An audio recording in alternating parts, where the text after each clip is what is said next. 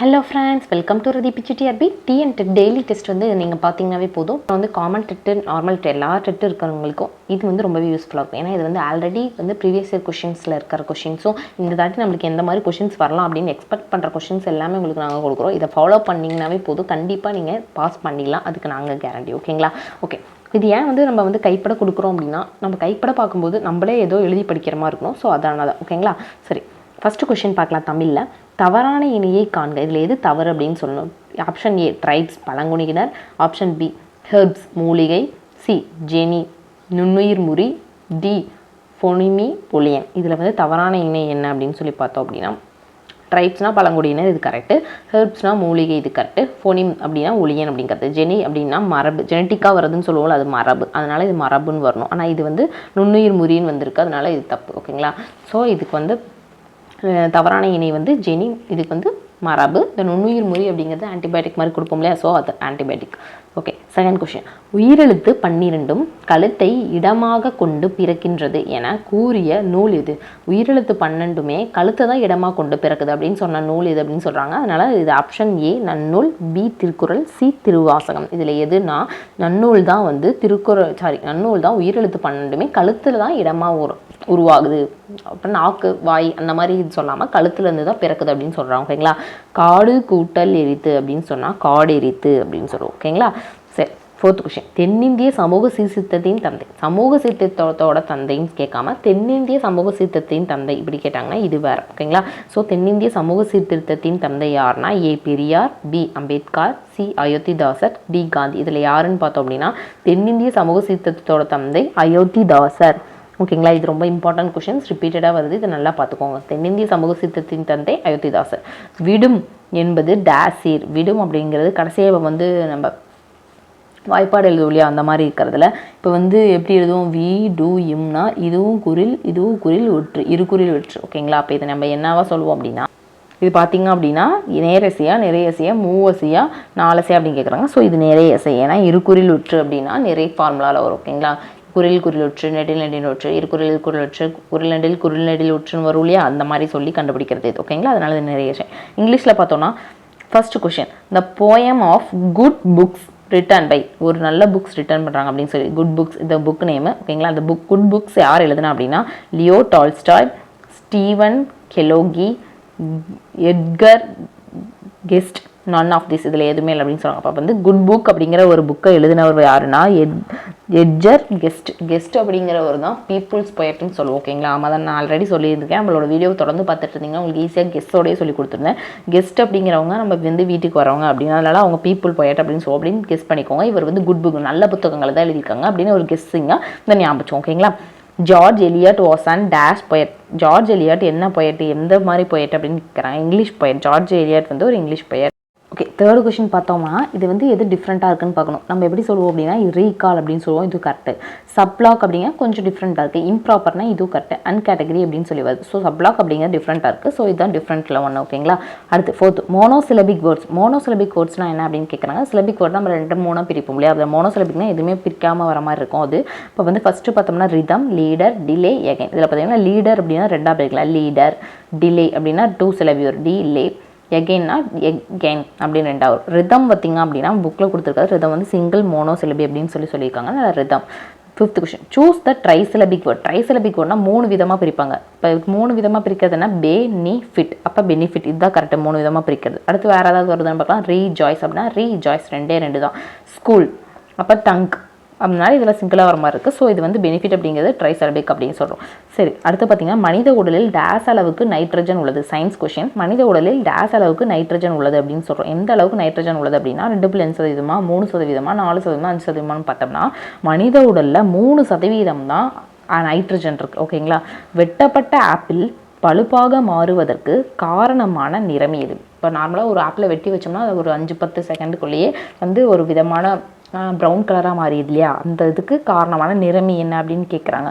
So option A நீரேறிய இரும்பு, B melanin, C starch, D ozone. So இதில் answer என்னென்னு பார்த்தோம்னா ஆப்பிள் வெட்டி வச்சோடனே பழுப்பாக வரதுக்கு காரணமான நிறமி என்னென்னா மெலனின். ஓகேங்களா. ஒரு கோளக ஆடியின் குவிய தொலைவு, கோளக ஆடியோட குவிய தொலைவு 10 சென்டிமீட்டர் எனில் அதன் வளைவு ஆரம் என்ன? வளைவு ஆரம் என்னன்னு கேட்குறோம். இது ஃபார்முலா என்ன 2f அப்படின்னு சொல்லுவோம். அப்போ 2 × f என்னன்னா இந்த குவிய தொலைவை தான் நம்ம சொல்கிறோம். அப்போ 10. ஓகேங்களா. 2 × 10 = 20. அப்போ 20 சென்டிமீட்டர். கீழ்காணும் ஒன்று நிலைத்த காந்தத்திற்கு எடுத்துக்காட்டாகும். மின்காந்தம், தேனிரும்பு, நியோடிமியம், மெட்டல். நிலைத்த காந்தத்திற்கு எடுத்துக்காட்டுனா நியோடிமியம். ஓகேங்களா. நிலைத்த காந்தம்னா நியோடிமியம். மேக்னடைட் இதோட வாய்ப்பாடு என்னன்னா Fe3O4, Fe2O2, Fe3O2, Fe4O4. இதில் எது அப்படின்னு பார்த்தோம்னா Fe3O4. இதுதான் மேக்னடைட்டோட ஃபார்முலா. ஓகேங்களா. சைக்காலஜி கொஸ்டின் பார்க்கலாமா. ஆல்ஃபர்ட் பாண்ட்ராவின் சமூக கற்றல் கோட்பாட்டின் படி கற்றலின் முதல் படிநிலை எது? ஆல்ஃபர்ட் பாண்டுராவோட சமூக கற்றல் கோட்பாட்டில் கற்றலோட முதல் படிநிலை என்னன்னா தக்க வைத்தலா, கவனித்தலா, செயல் வடிவமா, ஊக்கமா? Option B கவனித்தல். ஒரு குழந்தையின் மரபு மற்றும் சூழ்நிலை ஆகிய இரண்டுக்கும் இடையேயான தொடர்பு எது? மரபு சூழ்நிலை ரெண்டுக்குமே என்ன தொடர்பு இருக்குன்னா பெருக்கல் தொடர்பு தான் இருக்குது. ஓகேங்களா. கார்ல் ரோஜர்ஸ் எவ்வகை அறிவுரை பகிர்தலை தோற்றுவித்தார்? கார்ல் ரோஜர்ஸ் எந்த மாதிரி அறிவுரை பகிர்தலை தோற்றுவித்தார் அப்படின்னா நெறிப்படுத்தும் அறிவுரை பகிர்தலா, நெறிப்படுத்தாத அறிவுரை பகிர்தலா, சமரச அறிவுரை பகிர்தலா, குழு அறிவுரை பகிர்தலாம் பார்த்தோம்னா கார்ல் ரோஜர்ஸ் என்ன சொன்னார்னா நெறிப்படுத்தாத அறிவுரை பகிர்தலை கொடுத்துருக்காரு. முயன்று தவறி கற்றல் கோட்பாட்டை கூறியவர் யார்? முயன்று தவறி கற்றல் ஆல்ரெடி நம்ம கொஸ்டின் பார்த்துருக்கோம். ஏன்னா இது அதிகமாக வர ரிப்பீட்டட் கொஸ்டின். அதனால இதோட ஆன்சர் என்ன பாவ்லவ், ஸ்கின்னர், தாரன்டெக், ஹோல்கர். யாருன்னு பார்த்தோம்னா முயன்று தவறுது அப்படின்னா தானாகவே தவறி கற்றுக்கணும் அப்படின்னு சொல்கிறது தாரன்டெக். கெஸ்ஸிங் தானாக தவறணும், தவறி கற்றல் தாரன்டெக். நுண்ணறிவு ஈவு கண்டறியும் சூத்திரம் என்னென்னா மனவயது / காலவயது × 100, காலவயது / மனவயது × 100, மனவயது × காலவயது. ஸோ மனவயது / காலவயது × 100. ஓகேங்களா. ஓகே, மேக்ஸில் பார்க்கலாம். மேக்ஸில் பார்த்திங்க அப்படின்னா இரு கோணங்களின் கூடுதல் டேஸ் எனில் அக்கோணங்கள் ஒன்றுக்கொன்று மிகை நிரப்பு கோணம் ஆகும். அதாவது இது 1 மார்க் கொஷின்ஸ் கண்டிப்பாக இது மாதிரி கொஷின்ஸ் வரலாம். ஓகேங்களா. 2 கோணங்களோட கூடுதல் என்னவாக இருக்கும் அப்படின்னு கேட்குறாங்க. இரு கோணங்களின் கூடுதல் 90 டிகிரியா, 150 டிகிரியா, 270 டிகிரியா, 360 டிகிரியா இருக்குதுன்னா அந்த கோணங்கள் ஒன்றுக்கொன்று மிகை நிரப்பு கோணம்னு சொல்கிறோம். ஓகேங்களா. இப்போ இரு கோணங்களின் கூடுதல் 180 டிகிரியாக இருக்கும்போது அதோட கோணங்கள் ஒன்றுக்கொன்று மிகை நிரப்பு கோணமாக இருக்கும் அப்படின்னு சொல்கிறோம். ஓகேங்களா.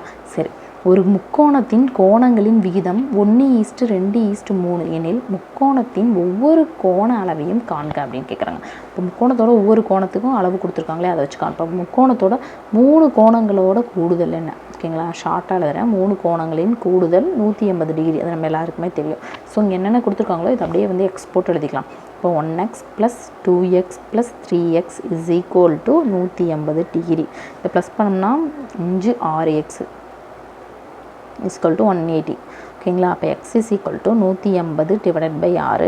இப்போ x கேன்சல் பண்ணோம்னா 1 6 30. ஓகேங்களா. இப்போ x = 30.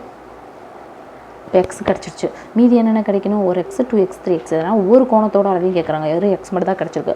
இப்போ 1x = 30 டிகிரி. அடுத்து 2x இங்கே 2 தான் எடுத்திருக்கோம். 2x = இங்கே 2 கொடுத்துருக்காங்க. ஓகேங்களா. 2 × இந்த 30xக்கு பதிலாக போட்டோம்னா 60 டிகிரி. ஓகேங்களா. அடுத்து பார்த்திங்க அப்படின்னா 3x = 3 × எக்ஸோட வேல்யூ 30 = 90 டிகிரி. அப்போ வேல்யூ என்ன? 30 டிகிரி, 60 டிகிரி, 90 டிகிரி. ஸோ ஆப்ஷனில் எங்கே இருக்குது? பி. ஆப்ஷன் பி இதுதான் ஆன்சர். ஓகேங்களா. ஓகே, டேஸ் என்பது எதிர்பக்க இணையாகவும் மற்ற எல்லா பக்கங்களும் சமமாகவும் உள்ள நாற்கரமாகவும் சொல்கிறாங்க. எது எதிர்பக்கம் இப்போ ஒரு வேல்யூ ஒரு வரைபடத்தில் 2 பக்கம் இணையாக இருக்கும், மற்ற எல்லா பக்கங்களுமே சமமாக இருக்கும். அது என்னன்னு கேட்குறாங்க. இலைகரமாக, சரிவகமாக, சாய் சதுரமாக, செவ்வகமானு கேட்குறாங்க. இதில் 2 எதிர்பக்கம் 2மே இணையாக இருக்கிறது ஒன்று. அதே மாதிரியே எல்லா பக்கங்களும் சமமாக இருக்கணும், அதுவும் நாற்கரமாக இருக்கணும். அந்த நாற்கரம் என்ன அப்படின்னா சாய் சதுரம். இந்த சாய் சதுரத்தில் பார்த்திங்க அப்படின்னா இப்படியே நாற்கரமும் இருக்கும், நாற்கரமாகவும் அதில் பார்க்கலாம், எதிரெதிர் பக்கங்கள் இணையாகவும் இருக்கும். ஸோ அது சாய் சதுரம். ஓகேங்களா. ஒரு இணைகரத்தின் எதிர்கோணங்கள் சமம் மற்றும் அடுத்துள்ள கோணங்களின் கூடுதல். ஒரு இணைகரம் இருக்குது. இணைகரம் இப்படி ஒரு படம் வரையும்ல, இணைகரத்தோட எதிரெதிர் கோணங்கள் சமம்னு வச்சுக்கோங்க. அதோட அடுத்துள்ள கோணங்களோட கூடுதல் என்னன்னு கேட்குறாங்க. எதிரெதிர் கோணம் சமம், அடுத்துள்ள கோணங்களின் கூடுதல் 180 டிகிரி. ஓகேங்களா. நாற்கரத்தின் கோணங்களின் விகிதம் 2:4:5 எனில் அனைத்து கோண அளவையும் காணுங்க. இதுக்கு முன்னாடி பார்த்தோம்ல அதே மாதிரி அது முக்கோணத்தோட கோண அளவு, இது நாற்கரத்தின் கோண அளவு. அப்போ எப்பயுமே நாற்கரத்தோட கோணங்களின் கூடுதல் என்னன்னு தெரியுமா? கெஸ் பண்ணுங்க பார்ப்போம், கமெண்ட்டில் சொல்லுங்கள். 360 டிகிரி ஓகேங்களா. இப்போ என்ன அதே மாதிரியே இதை வந்து எக்ஸ்ன்னு எடுத்து வச்சுக்கோ. என்னென்ன கொடுத்துருக்காங்க, 2x + 4x, இங்கே இருக்கிற 4 + 5x + 7x இது அப்படியே எக்ஸ்போர்ட் எழுதிட்டு 360 டிகிரி அப்படின்னு கொடுத்துட்றோம். இதெல்லாத்தையும் ப்ளஸ் பண்ணணும். ஓகே, இப்போ வந்து 18x = 360 டிகிரி. அப்போ x = 360 / 18. இப்போ வந்து கேன்சல் பண்ணோம்னா 20 வரும், 20 டிகிரி ஓகேங்களா. ஒரு 18 2 18 36 வரும், 360 டிகிரி. இப்போ எக்ஸுக்கு வந்து 20 டிகிரி. ஸோ நம்ம இங்கே என்னென்ன நம்ம கண்டுபிடிக்கணும், 2x என்ன, அடுத்து 4x என்ன, அடுத்து 5x என்ன, 7x என்னன்னு கண்டுபிடிக்கணும். ஆமாம் தானே. ஸோ இதெல்லாம் கண்டுபிடிக்கணுமா. 2xனா என்ன, 2 × x வேல்யூ 20, ஸோ 40 டிகிரி. அடுத்து 4xனா என்ன, 4 × x வேல்யூ 20, ஸோ 80 டிகிரி. அடுத்து 5xனா என்ன, 5 × x வேல்யூ 20, 100 டிகிரி. 7xனா என்ன, 7 × x வேல்யூ 20, 140 டிகிரி. ஸோ இப்போ வேல்யூ என்னென்ன வேணும், நம்ம இந்த 2x எக்ஸில் என்னென்ன கண்டுபிடிச்சிக்கோ. இதுக்கு 40 டிகிரி, இதுக்கு 80 டிகிரி, இதுக்கு 100 டிகிரி, இதுக்கு 140 டிகிரி ஓகேங்களா. இதுதான் value. So 100 140. So option B தான் கரெக்டான ஆன்சர். ஸோ ஆப்ஷன் பியில் நம்ம வந்து போட்டுக்கிட்டோம். கண்டிப்பாக உங்களுக்கு ரொம்பவே யூஸ்ஃபுல்லாக இருக்கும்னு நினைக்கிறேன். இந்த மாதிரி தொடர்ந்து TNTET வீடியோஸ் வேணும் அப்படின்னா, இந்த மாதிரி முக்கியமான கொஷின்ஸ்லாம் வேணும் அப்படின்னு நீங்கள் நினைக்கிறீங்க அப்படின்னா மறக்காமல் நம்ம சேனலை சப்ஸ்கிரைப் பண்ணிக்கோங்க. தொடர்ந்து இந்த மாதிரி வீடியோஸ் வரும், ரொம்பவே யூஸ்ஃபுல்லான கண்டென்ட் வரும். ஸோ சேனலை சப்ஸ்கிரைப் பண்ணலைன்னா ஃபஸ்ட் டைம் பார்க்குறீங்கன்னா சப்ஸ்கிரைப் பண்ணிக்கோங்க. தென் ஹைப் பட்டனே கிளிக் பண்ணிக்கோங்க. ஆல் அப்படிங்கிற பட்டனை கிளிக் பண்ணி வச்சிட்டிங்கன்னா நம்ம வீடியோஸ் எப்போவுமே உங்களுக்கு தொடர்ந்து வந்துக்கிட்டே இருக்கும், நீங்கள் தொடர்ந்து பார்த்துக்கலாம். தேங்க்ஸ் ஃபார் வாட்சிங்.